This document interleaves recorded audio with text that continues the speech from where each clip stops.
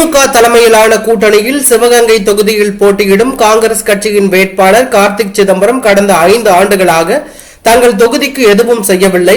அவருக்காக ஓட்டு கேட்டு வந்தால் கல்லால் அடிப்போம் என அவருடைய தந்தையும் முன்னாள் மத்திய அமைச்சரான ப. சிதம்பரத்தை நோக்கி பெண்கள் ஆவேசமாக பேசியது தற்போது அரசியல் வட்டாரத்தில் பெரும் பரபரப்பையும் அதிர்வலையும் ஏற்படுத்தியுள்ளது.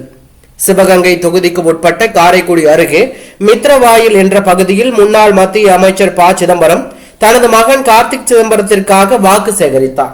அப்போது அங்கு கூடியிருந்த பெண்கள் கடந்த 5 ஆண்டுகளாக கார்த்திக் சிதம்பரம் தொகுதி பக்கமே வரவில்லை, மித்ராவாயில் கிராமத்திற்கு கார்த்திக் சிதம்பரம் கடந்த 5 ஆண்டுகளாக எதுவும் செய்யவில்லை, அவர் அளித்த வாக்குறுதிகளை நிறைவேற்றாமல் கிராமத்திற்குள் வந்தால் கல்லால் அடிப்போம், கார்த்திக் சிதம்பரத்திற்காக வாக்கு கேட்டு வந்தால் ப. சிதம்பரத்தையும் கல்லால் அடிப்போம் என ப.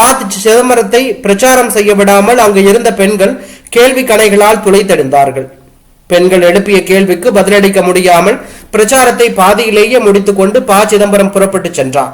இந்த சம்பவம் தற்போது அரசியல் வட்டாரத்தில் பெரும் பரபரப்பையும் அதிர்ச்சியையும் ஏற்படுத்தி உள்ளது.